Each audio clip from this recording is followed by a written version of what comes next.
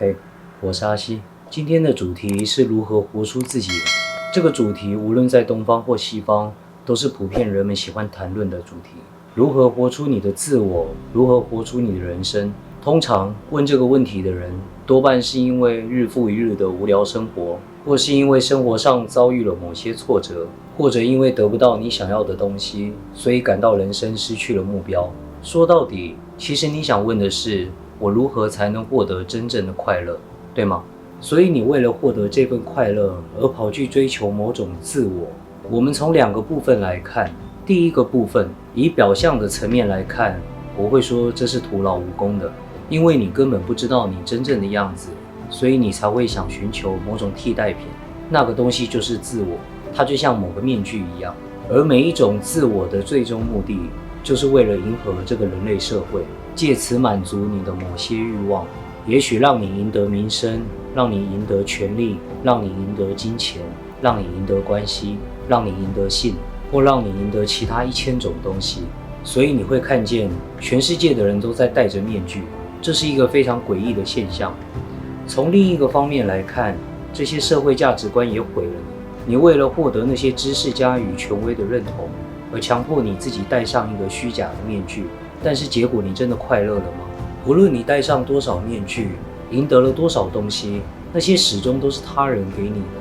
而既然是他人给你的，如果你不遵循他们的价值观，如果你不遵循他们的想法，如果你不遵循他们的游戏规则，如果你不符合他们喜欢的感觉，那他们就随时有可能撤销对你的认同，然后你获得的一切就消失了。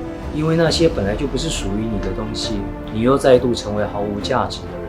所以你会看见世界上多数人都在面临着痛苦，他们太执着某些面具，他们太害怕失去某种保护色，他们坚信那些面具能为他们带来好处，长久以往，他们身上本来的所有美好就消失了，然后那些面具就黏住了，他们再也拔不下来了。所以从表象的层面而言，我会建议你不要去追求所谓的自我，因为它的终点不会给你带来真正的快乐。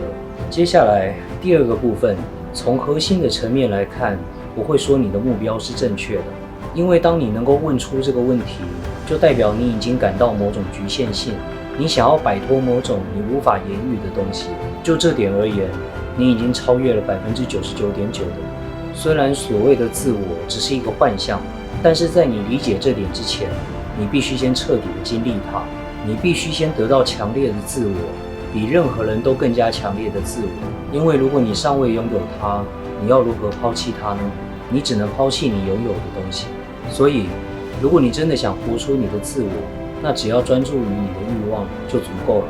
我这里想要变得更美，我那里想要变得更好，我想要获得这个，我想要满足那个，带着强烈的企图去追求这一切。如果你运气够好，成功了，你将会获得超越多数人的自我。这是每个人必经的过程。有一天，当你达成了这一切，你会猛然发现，这一生你都在追求虚幻的东西，你浪费了一生，只为了一个假面具。因为你要的东西，从一开始就已经在你身上。活出自我，并不是去成为什么，你已经是了。你本来就是一条流动的河流，不需要去外面寻找水源，你只需要把阻碍水源的石头移开，你自然就能看见你的本来面貌。你本来就已经存在了。最后，追求自我是一个艰辛的过程。如果你想选择它，可能你必须先以发疯为代价，你才能看见这个简单的事实。好了，说了这么多，其实结论超级简单，就是不需要去活出自己。它不是一个你主动去做什么的过程，你本来就已经是你自己了。而且所谓的这个你自己，也不是由你来创造的，是存在本身创造了你。所以不要选择任何假象来掩饰你自己。当你停止追逐外在的假面具，你就会看见你的本来面貌。生命非常短暂，它只是一场游戏。去追求任何你想要的，去做任何你想做的，但是对于结果不要抱有任何期望，因为它不是100%由你决定的。所以对于你自己以及生活中的一切，你只需要以他们本来的样子去接受，停止你的欲求，停止你的期望，仅仅去做你需要做的，跟随你的本性去生活，自然的活在每一个片刻。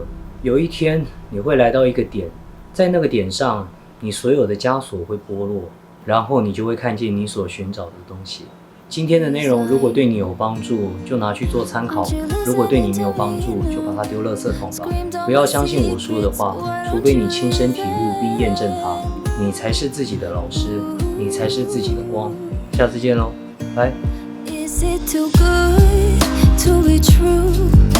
I want this so much, but don't know